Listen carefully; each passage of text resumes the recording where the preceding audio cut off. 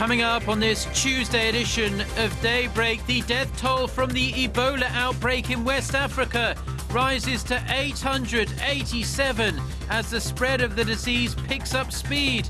2 Americans who contracted the virus are said to be recovering.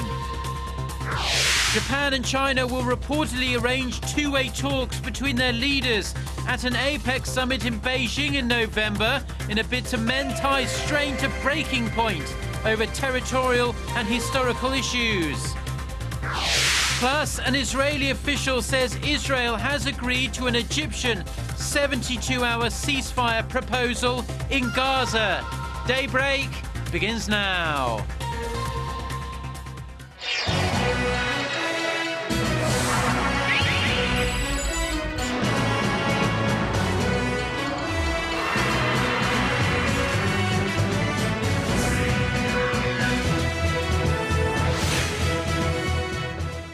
Hello, it's very good to have you with us. It's 6 a.m. on Tuesday, August 5th here in Seoul. I'm Mark Broom and you're tuned in to Daybreak. We start with the latest on the world's worst outbreak of the Ebola virus in Africa. The number of people who have died following the outbreak has risen to almost 900, while more than 1,600 people in 4 West African countries have been affected. The World Health Organization issued the new total on Monday, which takes into account deaths up until Friday.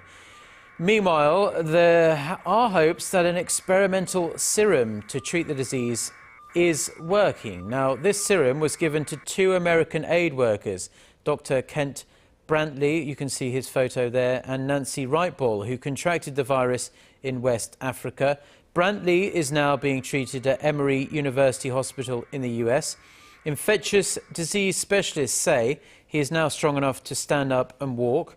Writebol was also reportedly to regained her appetite and is a stable condition. Now, this drug was developed by a biotech firm based in San Diego and actually has never been tried before on humans, but had showed promising results when tested on monkeys. Now, the Korean government has advised Korean nationals in West Africa to leave the region immediately over fears of this Ebola virus. Koreans are also being asked not to travel to countries where cases have been reported, 4 now. Korean companies are also locking down operations in West Africa and pulling out staff as they keep a close tab on the latest developments. To this story, our Kim Ji-yeon reports. The deadly Ebola virus is prompting Korean companies currently doing business in the African continent to take precautionary measures. Korea's largest automaker, Hyundai Motor Company, stopped its Dubai headquarters from sending their employees to the affected regions. The world's largest smartphone maker, Samsung Electronics, also follows suit. The Korean Foreign Ministry has raised travel warnings to Guinea, Liberia, and Sierra Leone, while Samsung has banned business trips to nearby countries including the Ivory Coast, Senegal, Mali, and Guinea-Bissau. While the world's largest display manufacturer, LG Electronics, posted warnings on its internal board to refrain from sending employees to the western part of Africa, most affected by the Ebola virus. Korea-based Isu Engineering and Construction was paving roads in Sierra Leone, but halted work and pulled out most of its employees back in June. The Korea Trade Investment Promotion Agency has gone so far as to advise its employees working in Africa to refrain from making bodily contact with others and to stop using public towels in hotels and restaurants. Kim Ji-yeon, Arirang News. Now, staying with world news, a massive search and rescue operation is going on in China in the wake of one of the deadliest earthquakes to hit that region in recent years. The 6.1 magnitude quake struck the southern Yunnan province over 36 hours ago now, but rescuers have been struggling to overcome some torrential rains in that region and landslides as well as the death toll keeps ticking up. Our Paulie has this report. A massive rescue operation continues this Monday to find survivors of a strong quake that struck the densely populated city of Xiaotong in China a day earlier, toppling thousands of buildings and killing over 400 people. So far, the number of injured stands over 1,800, but is expected to rise. The 6.1 magnitude earthquake had the deepest impact on Ludian, a county of some 449,000 people located in China's southwestern Xiaotong prefecture. China's state-run Xinhua news agency says an estimated 80,000 homes have been destroyed and 124,000 more seriously damaged. It's still unknown how many people could still be trapped under the debris, as rescue teams have yet to reach some remote villages. A major relief operation is underway, with over 18,000 rescuers dispatched to the worst-hit areas, carrying tents, food, and excavating tools. The Red Cross Society of China has sent quilts and tents, while Red Cross branches in Hong Kong and Macau are also sending relief supplies. Chinese authorities have scaled up their disaster response to the highest national level in the aftermath of the worst earthquake to hit the region in 14 years. Chinese President Xi Jinping has ordered authorities to make all-out efforts to save lives, while Premier Li Keqiang arrived at the disaster site on Monday afternoon to oversee relief efforts. The quake struck in a largely agricultural area that is prone to seismic activity. In 1970, a magnitude 7.7 quake in Yunnan killed at least 15,000 people. Paul Yi, Arirang News. Now, Korea has just begun recovering from Typhoon Nakari, but it seems the peninsula only has a few days left before another typhoon makes landfall. This time, the typhoon is called Typhoon Halong, and it's currently near the Philippines, but is moving in a northwesterly direction, and it could potentially hit Korea's southern island of Jeju by this weekend. Our Kim Min-ji reports. Packing strong winds of over 50 meters per second, Super Typhoon Halong is making its way toward the Korean peninsula and is expected to be the strongest typhoon so far this year. The storm, named after a tourist destination in Vietnam, began forming in late July and is currently positioned near the Philippines. The storm is expected to reach Japan's Okinawa by this Friday, and Korea's southern island of Jeju is likely to fall in its path by this weekend. The typhoon can change its path depending on the contraction or expansion of high pressure in the North Pacific Ocean. By looking at the barometer, the storm will likely affect the peninsula this weekend. Although it has been moving slowly, the typhoon has intensified along the way. If and when it hits Korea, the damage is expected to be significant. Winds of over 40 meters per second can turn over cars. The approach of Halong comes after Typhoon Nakari struck the south of Korea this past weekend, killing at least 10 people and damaging several buildings. Kim Min-ji, Arirang News. Now, in domestic politics, Korea's main opposition party has a new leader, if only temporarily. Park Young-san, the current floor leader of the new Politics Alliance for Democracy, has been chosen to head the party's emergency planning committee, which was formed after its defeat in last week's by-elections. She will be at the helm until a party convention is held to select new leaders. That's expected early next year. Now, the party's co-chairs, Kim Han-gil and An Chol-soo, resigned last week to take responsibility for the crushing defeat in those by-elections. China and Japan are said to be trying to arrange a meeting of their leaders during an upcoming APEC forum in Beijing to mend relations strained very heavily by historical and territorial disputes. Japan's Nikkei Business Daily reported on Monday that former Japanese Prime Minister Yasuo Fukuda held a secret meeting with Chinese President Xi Jinping late last month and expressed current Japanese Prime Minister Shinzo Abe's call for talks on the sidelines of the November forum. Voicing concern over the lack of dialogue between the two nations, the paper said Xi expressed a will to take positive steps to resolve the diplomatic deadlock. Now, China-Japan relations have dipped to their lowest ebb in years due to disputes over remote islands in the East China Sea and Abe's visit to a controversial war shrine, which China sees as a symbol of Japan's past militarism.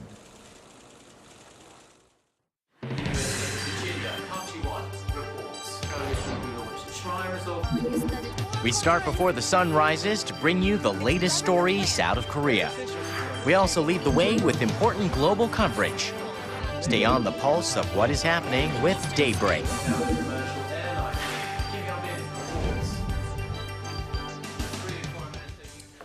Now, Korea's main stock index, the benchmark Kospi, shot up to its highest level in 3 years last week, and it extended those gains again on Monday. Now, this has raised hopes that the Kospi may be able to break out of its recent pattern of trading in rather a limited range.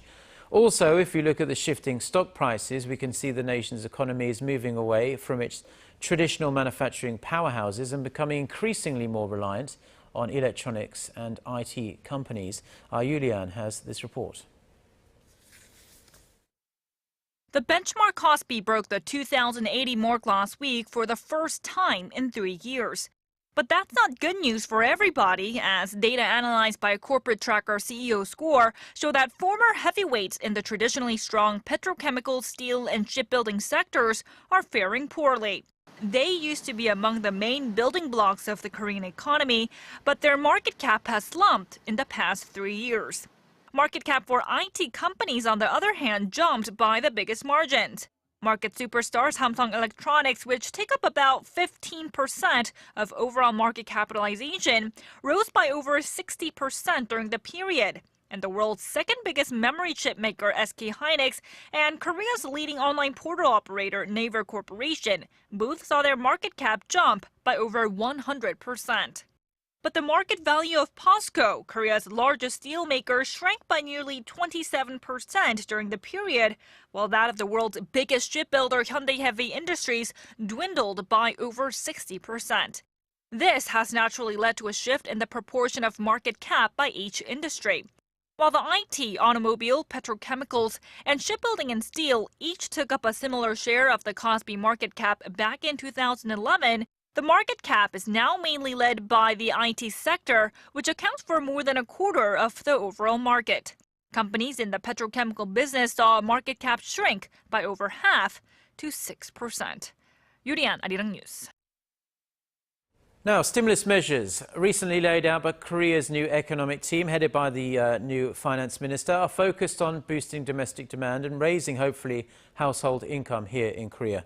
But the senior vice president for Moody's Investor Service, who is in charge of credit ratings for major East Asian economies, including Korea, says structural reforms are the only viable way to ensure these goals are more than just short-term benefits. Our Hwang Jie reports. The aggressive fiscal policies of Korea's new economic team will get consumers spending again and help build confidence in business over the short term, says Tom Byrne, a senior analyst at credit rating agency Moody's. He questions, however, whether they will bring about the fundamental changes needed to pull the economy out of its low-growth rut. Over the long run, I would think that other aspects of the policy package would be more important.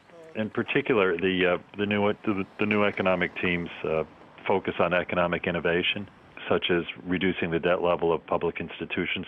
There's also regulatory reform, I think, is important over the long run, particularly, a regime that is predictable, less burdensome.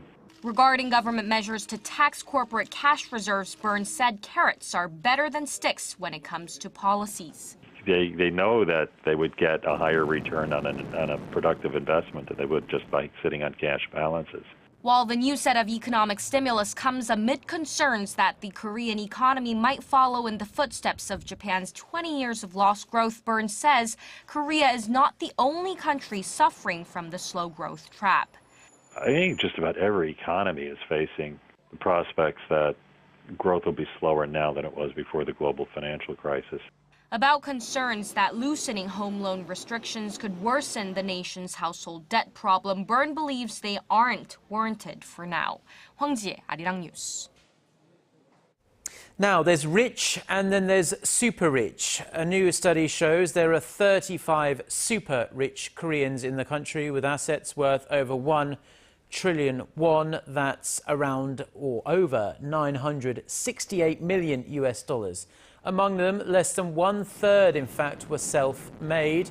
The rest inherited their wealth. This according to a report by local market research firm chairwoman. Samsung Group chairman Lee Gun-hee is the richest person in Korea, with his personal wealth amounting to $13 billion. Of those who amassed their own fortunes, real estate tycoon Lee Jung-gun of Buyong Group was the wealthiest, with assets worth $1.8 billion. As for the combined wealth of Korea's 400 richest people, the figure totaled $178 billion as of late July. Now, the chairwoman of South Korea's Hyundai Group spent a few hours in North Korea on Monday to attend an anniversary memorial service in honor of her late husband, Jung Mong-hon, who used to operate a cross-border travel business to the north. Now, Seoul-based Yonhap News Agency reported that Hyun Jong-un's visit was limited to the service at the Mount Kumgang Tourist Resort and an inspection of Hyundai Asan facilities there. Neither she nor the 22 Hyundai executives who travelled with her in her delegation spoke officially with any North Korean officials during her few hours in the north. Hyundai Asan operated tours to the Mount Kumgang resort in North Korea for 5 years, from 2003 until they were suspended in 2008 after a South Korean tourist was shot dead by a North Korean soldier.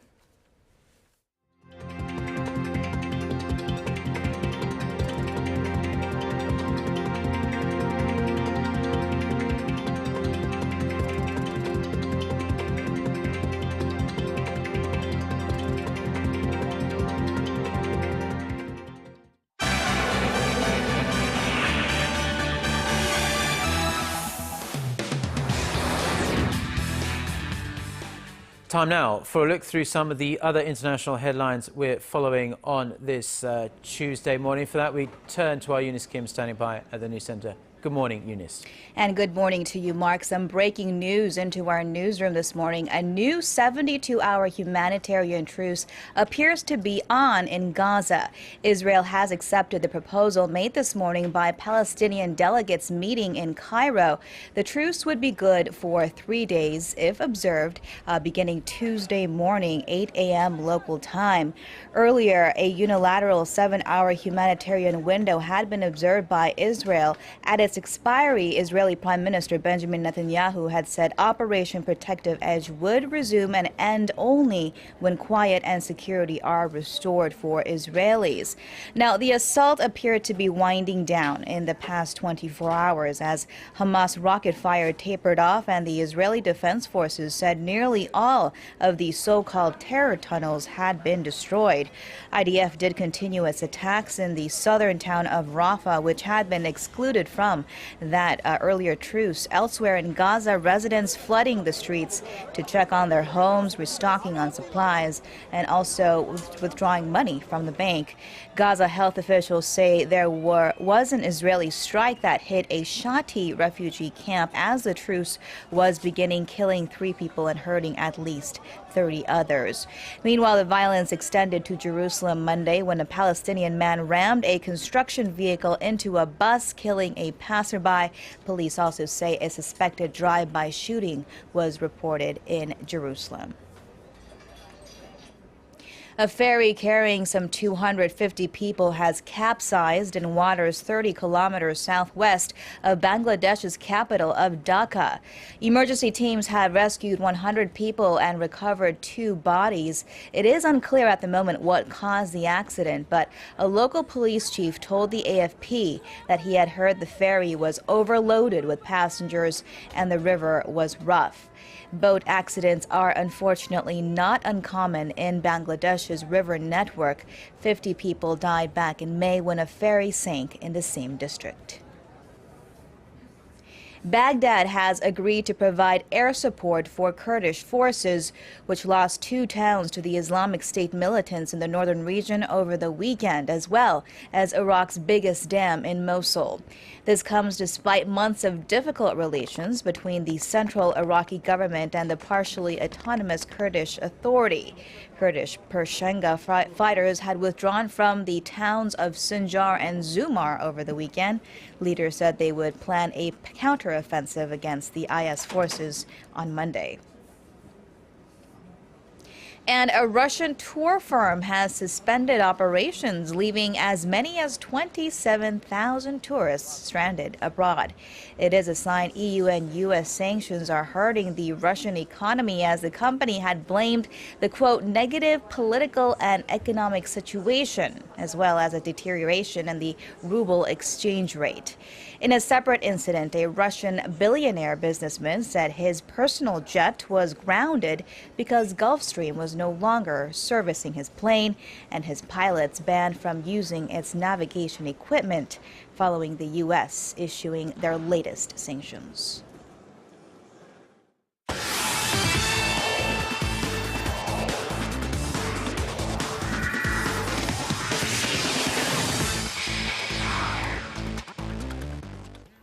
And a good Tuesday morning to you all as we kick things off in football, where former South Korean national football team head coach Hong Myung-bol left Korea for LA, but not before a brief press conference. The former head coach, who has been at the center of criticism after the winless group stage results during the 2014 Brazil World Cup, stated that the past month was mentally exhausting, but left with some positive comments, saying that no one becomes great unless they go through moments of failures as well. Now, he vowed to return to coaching once again, whether it be the national team or as a head coach of another team. Meanwhile, the KFA continues to struggle in finding his replacement, as FC Seoul head coach Choi Young-soo and Pohang Steelers head coach Hwang So-nung stated that they're not interested in the position as an interim head coach of the national team. And now, staying with football, history was made on Monday when a Korean sports marketing firm became a first in purchasing a European football club after Sportizen, a Seoul-based firm, purchased AFC Tubize. Now, after all the paperwork were finalized on Monday, Sportizen became the owners of a second-tier Belgian club team.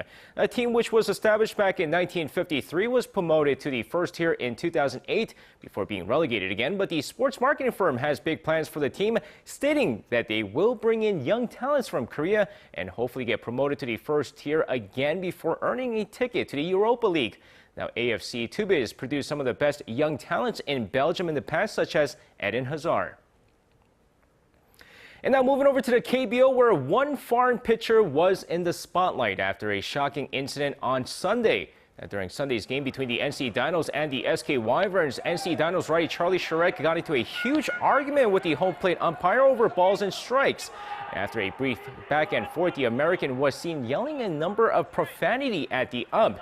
And while he was fined $2 million, or a little less than $2,000, he has to volunteer 40 hours to youth baseball as his punishment as well. But Sharek, who's known as one of the nicest players in the league, came out on Monday to apologize, stating that he's sorry and that he's embarrassed for his actions.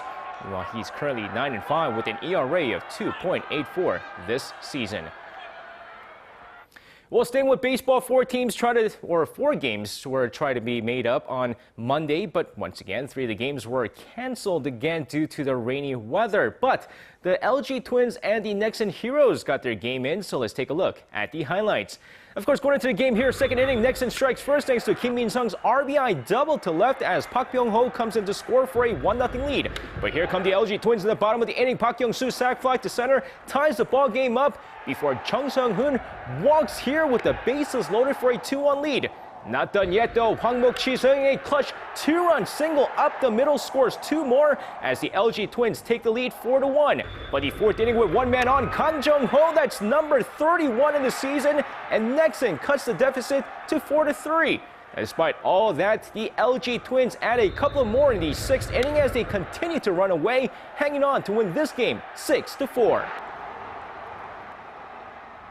And that's going to wrap it up for me. This has been SJ. Have a great rest of the day and see you guys again for your sports needs.